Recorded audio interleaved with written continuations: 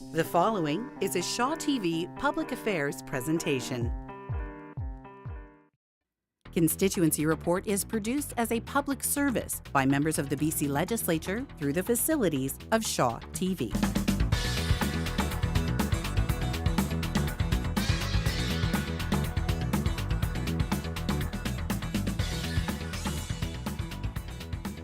Hello and welcome to Constituency Report on Shaw TV.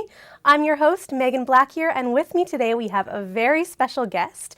We have the MLA for Langford, Juan de Fuca, and our Premier, John Horgan. Welcome, Premier. Good to be here, Megan. It's great to have you on set with us today. Very special, of course. Now, a lot has changed since this time last year. We now have the first NDP government in 16 years, and we're seeing a lot of action on the issues that you've spoken about on this show before. Now, we are going to jump right into that, but before we do, can you tell us a little bit about what you've been up to in the community? I believe we have some photos to show with that. Okay. That was at Langford City Council, acknowledging Winnie Seaford, Denise Blackwell, both councillors for 25 years, as well as Mayor Stu Young, who's also been on the council as mayor and a councillor for 25 years, and some staff that have also been part and parcel of the transformation of Langford. And it was a really nice day to honor the hard work of elected and non-elected people who have transformed Langford into the dynamic city it is today. Yeah, we've definitely seen lots of changes in the community. And it has been, I grew up in Saanich and I moved to Langford in 1992, at the start of 1992. And best decision my family and I could ever make. Our kids were raised in the neighborhoods, living in the same house that we are in today, Happy Valley Elementary, Dunsmuir Middle School, and then a very old and decrepit Belmont, which was, of course, a motivation for me to work as hard as I could to get that school replaced with two new schools, one at Royal Bay and one at the former Glen Lake Elementary School site. And they're spectacular secondary schools for the kids in the the West Shore. And I think that's the type of change that has been happening throughout the region for the past quarter century. It's new amenities for people. More and more people moving to the west, whether it be to Langford, Metchosin, Highlands, Colwood, Souk, or even out to Port Renfrew, which is seeing a transformation as well, as people find living on the west coast of Vancouver Island a very desirable way to spend their time and also to earn a living. There's new employment opportunities. The tech sector's looking to the west increasingly, as well as traditional industries, construction, making sure that our forests are working for people. I'm a bit concerned about the growth of raw log exports in the past decade, but we're going to be turning our sights to that in the next number of months to make sure that the people who own the forests are benefiting from them. Now, you had mentioned briefly the growth in some of the municipalities that you represent, such as Souk. I believe we have a photo of an event there recently. That's at the new all-weather field at Mills Landing, and I was honored to be there with the Souk Soccer Association to kick off the start of what is going to be a great facility for minor sports in the Souk region. Again, it was a partnership working with the City of Langford, had some surplus field. Souk had, of course, the space, and working together with the private sector, with the communities, a great amenity for the people in Souk. That's great. Now, recently we also lost a hero to many of us, former Premier Dave Barrett. You had the opportunity to speak there. Could you tell us a little bit about that? Well, it was a real honor. I had a chance, of course, in the legislature to pay my last respects to a former Premier. All members of the legislature spoke, well, not all of them, but many members from all parties spoke to the impact that Dave Barrett had on the lives of British Columbians. Although in government for just a short period of time, Dave's legacy can be seen in so many ways, not just the Agricultural Land Reserve, which is, of course, looked upon now around the world as such forward thinking, protecting farmland to ensure that we could have food security going into the future. People don't even think twice about that now. In fact, people of all political stripes are always working towards protecting and preserving our agricultural capacity. That was the legacy of Dave Barrett. Public auto insurance, the ambulance service, recording what happens in the legislature didn't happen until Dave Barrett. There was no question period until Dave Barrett. The sea bus across Burrard Inlet in Vancouver, which is just a second nature to so many people who live on the North Shore and work in the city of Vancouver. They're on the sea bus all the time in large numbers. In fact, there are now 3 vessels that are increasing the frequency of the trips across because there's such demand. And again, forward-thinking Dave Barrett. We don't need another bridge across Burrard Inlet, but let's move people in a marine environment on top of the water rather than over top of the water. And it's just stuff like that that made Dave Barrett so special. And of course, I didn't realize it at the time, but he banned corporal punishment or the strap when he was premier. So he probably saved my hands a few bits when I was at Reynolds High School getting into trouble. So even when I didn't know it, Dave Barrett was making my life better. Now moving right along, last summer we saw a lot of forest fires all over BC, and I know we're just heading into that season now. Here we have a photo of you from the end of last summer. Yeah, that's right. That's at the Souk Fire Hall with the new chief and some of the crew. And it was just, I stop in whenever I'm in the neighborhood to talk to first responders. So important to our community, peace of mind here on the island, but right across BC. And of course, the Souk department has extraordinary reach, working with Langford, Otter Point, East Souk, and other volunteer fire crews up and down the west coast of the island. And it's always great to stop in and say hello and let them know that I've got their back to the extent that I can, always looking at how we can increase resources for first responders, whether they be paramedics, firefighters, or law enforcement. And it just, it's one of the real perks of the job, is to get to know the people that put their lives on the line every day for the people in their community, and I think everyone recognizes that, and so it's an opportunity for me to say thanks very much. But the fire season in the interior was preceded by a flood season. We're at that point again. I was watching the news just this morning about flood activity in the lower Okanagan. That's going to be moving up as the snowpack melts. And I'm hopeful that we don't have the same flood challenges we did last year, immediately followed by fires. But we have been trying to find best practices, trying to learn from the mistakes of previous governments in terms of what can we do to get the fuel off the forest floor, what can we do to better prepare communities when rivers rise. We had a high snowpack this year, and if we have a hot, warm spring, that could mean catastrophe for many, many people along our rivers and streams in British Columbia.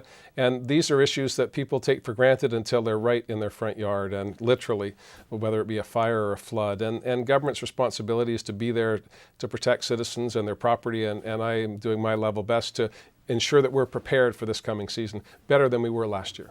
Yeah, very important to do so. And now the last photo we have here was from a recent day at the legislature.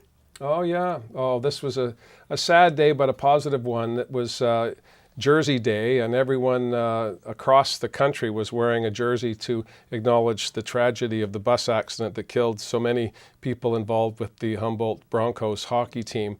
And I have to tell you that when that picture was taken, there was a couple, elderly couple, seniors, not overly elderly. I don't want to calling the kettle black, but there was a couple from Saskatchewan who paused, and both of them had tears in their eyes that they wanted to be at home for this memorial week of remembering the impact that the deaths of these young people and support people on the team had in their community. And I said, you are at home right now.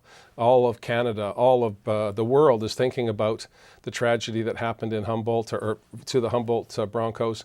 And so wherever you lived on that week, you were reminded and were thinking of those souls that are no longer with us. And I remember as a youngster going on road trips. It was so exciting. You were going on an adventure with your friends, singing bad songs. And when my sons were involved in sport, they going on trips, never expecting that they would not come home. And so when tragedy like this visits one of us, it visits all of us. And I was so proud of the response from Canadians. Absolutely predictable, being Canadians, being thoughtful and thinking about other people. And it was a very difficult time for the people of Saskatchewan, but particularly the families involved. But they had the support of an entire nation during that time. And I'll never forget that couple from Saskatchewan who couldn't be at home. They wanted to continue their holiday. They were going to go home, and I said, no, you're among friends wherever you go at this very difficult time. Mm-hmm. Now, there is a lot coming up in the community as well, having just spoken about what has happened. I understand in the school district in Souk, there's been a lot of changes, will be a lot of changes upcoming. Can Can you tell us about that? Well, firstly, I would want to acknowledge the passing of Ron Warder, who was an educator. He was a principal. He was an assistant superintendent in District 62, and he passed away just recently after a series of difficult illnesses. And Ron was a great leader in the community. He was the mayor of Esquimalt for a time when he was a young man, and devoted himself to public education. And sadly, he's passed away. And as we grieve his loss, we're also looking for a new superintendent for District 62. Jim Cambridge is retiring after a long career as a teacher, an administrator, and then a superintendent. So there's going to be significant change at the school district, and that will have an impact on people's families and their kids' education. But the good news is that the district is very well placed. It's one of the fastest growing districts in the province, if not the fastest. And so we need to make sure we're acquiring land for new schools, making sure that the schools that are already there have appropriate capacity to deal with the increased number of kids. There was talk not that long ago of closing schools in Souk, and now we're looking at the need to build more schools to meet the demand as more families move into the West Shore. And that goes back, Megan, to the first photograph of the long-serving members of staff and council and Mayor Young in Langford. The same can be said for Souk. There's a long tradition of public service and volunteerism in Souk.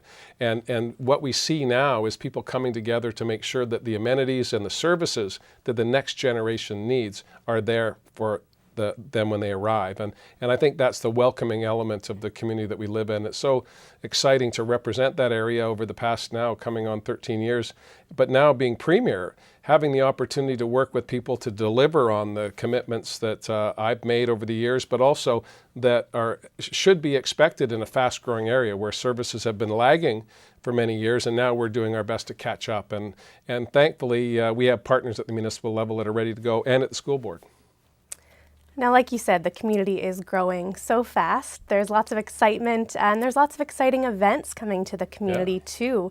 I understand that there is a big rugby match next month. Many matches, yeah. Rugby Canada is located in Langford, and the women's sevens champions, Olympic champions, are coming to have their regular World Cup series at the West Hill Stadium in Langford. It's going to be very exciting. Hopefully the weather's going to be good.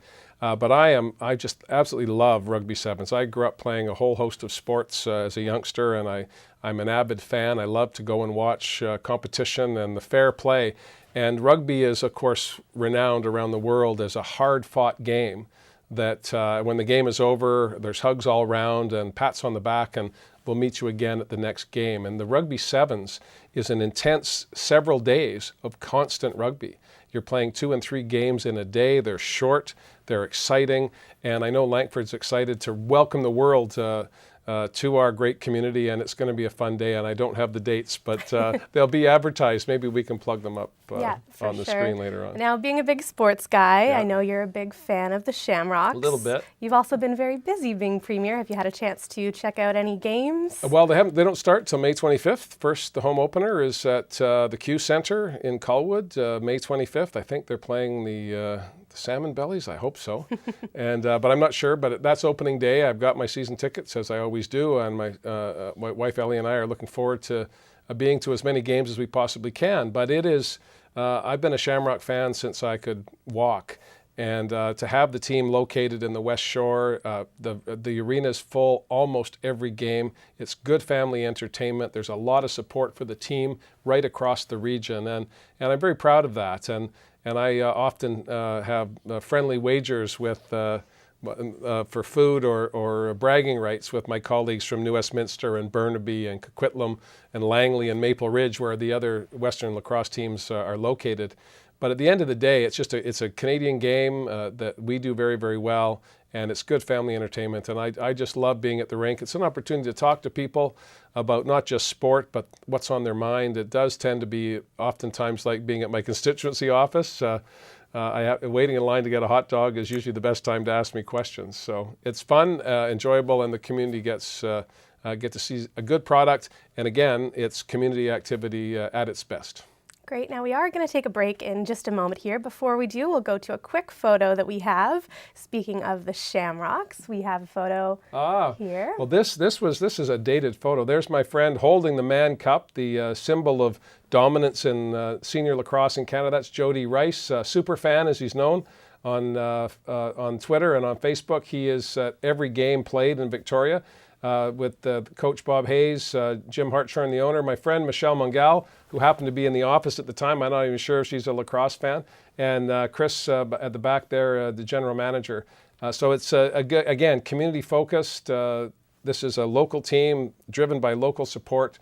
And guys like Jody make it all worthwhile. He's a great fan, and you can always hear him. He's louder than the drum when he's going, "Go Rocks, go." But I'm looking forward to it. I can't wait for May 25th to get here. That's great.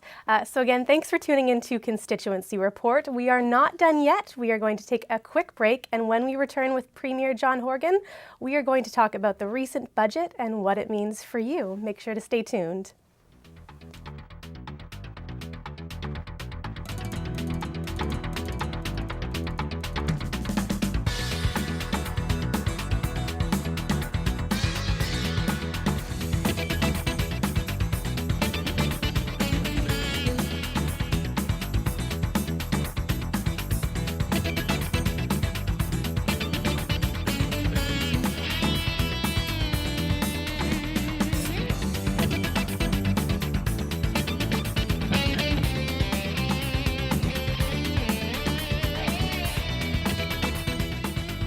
Welcome back to Constituency Report on Shaw TV. I'm your host, Megan Black here, and with me today, we have a very special guest. We have the MLA for Langford, Juan de Fuca, and our Premier, John Horgan. Now, before the break, you were talking to me a little bit about what you've been up to in the constituency, but now we'll shift the focus into some heavy stuff that we could speak about for hours and hours, but we'll try to keep this short. Minister Carol James recently introduced the first NDP budget in quite a long time. Can you tell us what this means for people in Langford, Juan de Fuca? Well, it was a real thrill to be sworn in as Premier now coming on 9 months ago last July.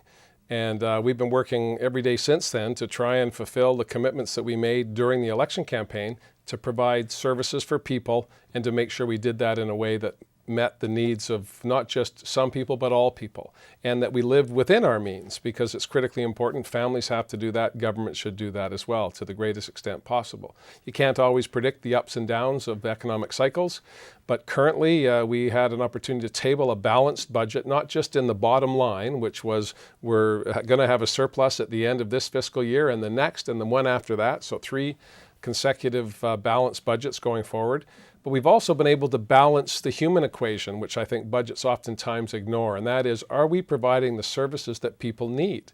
Or are we shortchanging the current generation because we're not investing in things like education? And now, Megan, you were a Belmont grad, went to school with my kids, and that school was a disaster, and it took a long, long time to replace it. But it's not just the bricks and mortar, the building, that makes our education system.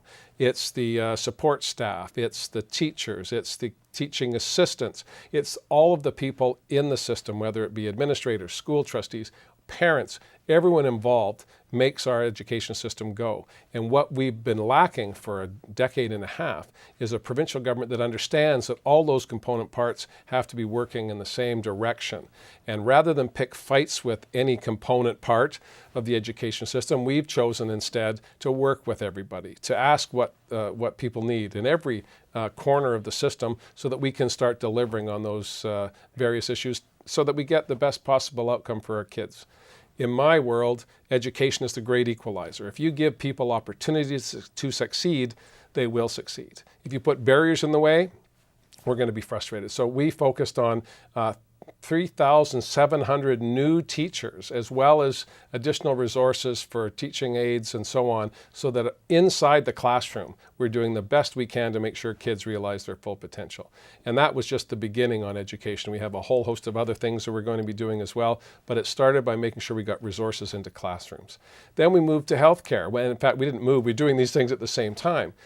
Biggest challenge is getting off wait lists and getting into surgeries. But before you get into the wait list, you have to be diagnosed appropriately. So we've increased the number of MRIs in British Columbia by 38,000, which means we're going to be able to make better diagnosis for patients and get them onto lists so they can get procedures to realize their full potential, get rid of the pain so they can live full and productive lives.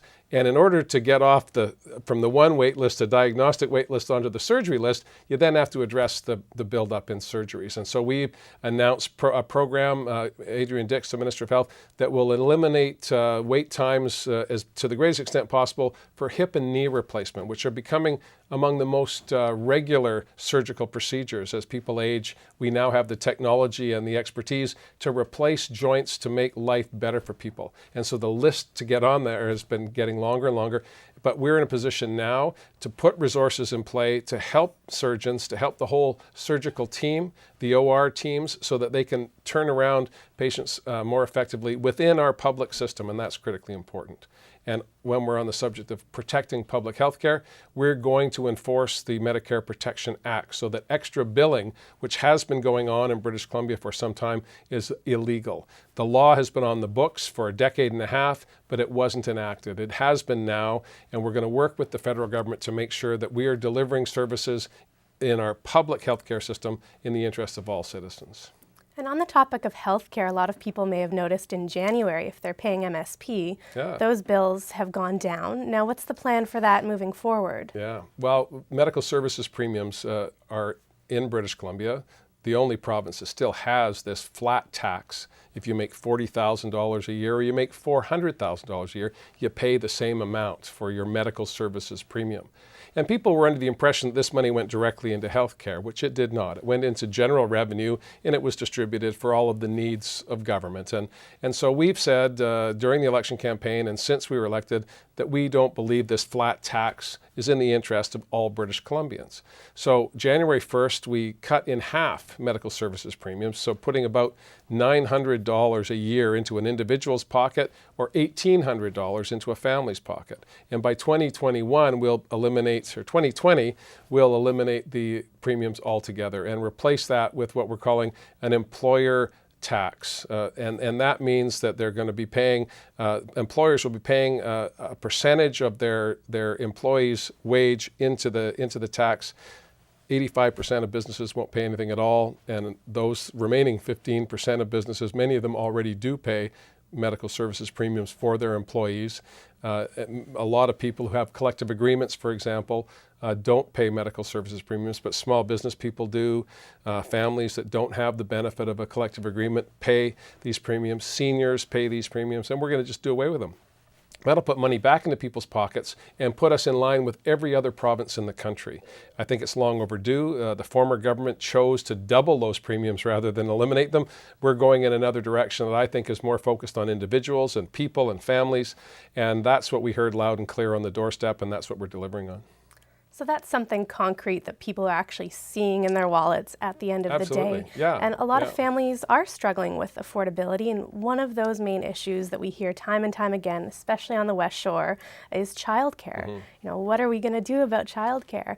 Can you tell us, I know there's been some big announcements recently, what that's going to look like for people? Well, you know, I got an email today from a citizen saying that their childcare costs for May went from $925 to $575. That's an enormous benefit to, and this was a single mom who did not qualify for any subsidies at all. This was paying the premium of $925, and now she's saving $350 because of the plan that we put in place to have universal, accessible, affordable childcare for all families in British Columbia. Now, this is something that happens in other jurisdictions. Scandinavian countries particularly have perfected delivering early childhood education to children so that families can continue to be in the workforce. It's going to be an enormous boon for employers because they will not have extended maternity leaves that go on for longer than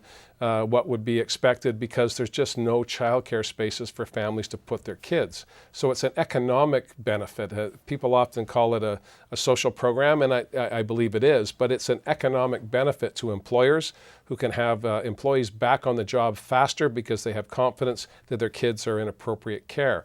And kids get better socialization skills, they're better prepared for kindergarten and grade 1, so their outcomes are going to be better in the long term as well. Again, starting with investing in our most precious resource, our children, seems to be something that everyone has talked about for many, many years. I'm very proud that we're a government that's doing something about it. And there will be bumps along the way. This is a new program. Some people are resisting that. Some people want more answers, and we're doing our level best to reach out to some providers that are concerned that this is going to impact on their business model and how they had planned to grow their business. We want to make sure there's a good mix of for-profit and not-for-profit in this sector. That's what we have today. And I think that we can build on what is a pretty decent system by providing more spaces that are more affordable for families. And that's what we intend to do. And as I say, just this morning, I got a very, very positive note from someone saying, thank you very much, long overdue. Mm-hmm, definitely. Yeah. Now, the other big part of the budget has been housing. In the West Shore and your constituency in Greater Victoria in general, housing affordability has been an issue, and I see there's been some progress made on that with some specific housing developments in our area and other regions of Victoria. Well, housing is the number one issue on the minds of British Columbians. Vacancy rates are at all-time lows. Affordability is out of control, largely in the Lower Mainland, but we're seeing that happening in the West Shore and in Victoria, Kelowna, areas where there are fast-growing populations. Supply is not keeping pace with demand, so that means prices are going up. We want to make sure that the speculators in the housing market are not taking away affordable housing stock from British Columbians who want to put down roots and raise families. And so that's been our primary focus. We've increased the foreign buyers tax. We've put in place a speculation tax to curb the notion that our housing market is a commodity market. It is a place where people are looking to put down roots and to invest their lives. And whether it be to buy a home or to move into a co-op or a social housing, not-for-profit scenario, we need to have a diverse number of options for people. And so I asked Selina Robinson, our minister responsible for municipal affairs and housing, to work on a plan to work with municipal governments and housing providers in a thing called the Housing Hub, bringing together developers, people that have land. We did one project just last week with the United Church. They have surplus properties, or they have properties that are aging, and they don't have any expertise in construction or development. So they've come to us and said, can you match us up with a developer? Can you match us up with our municipal governments? In this case, one in Richmond, one in Coquitlam, one in Victoria, and one in Vancouver, and one in Nanaimo. Can you match us up with the expertise we need to build the housing that we believe we can provide to the community, and mostly to their members within the United Church, but not exclusively? And it's been a really successful marriage because there are a whole bunch of people that have land. They don't know how to develop it. They don't know how to start. So we have the Housing Hub focused on BC housing to bring people together with surplus land, surplus capital, because you need money to invest in these things, as well as working with municipalities so they can streamline their decision-making processes and their public hearings can happen in a more rational way, and we can get more housing supply. And we're also looking at rental purpose-built housing, which has not been going on for some considerable period of time. There's a rental purpose-built facility happening right across from the Galloping Goose Trail on Jacqueline Road in Langford, which is a symbol of what Langford's trying to do. You've got the diverse mix of housing in Langford. You've got market-driven housing. You've got not-for-profit housing, you've got rental housing. And it's that diversity that we need to have, as well as places like manufactured home parks, which I'm proud that we've protected in this budget as well.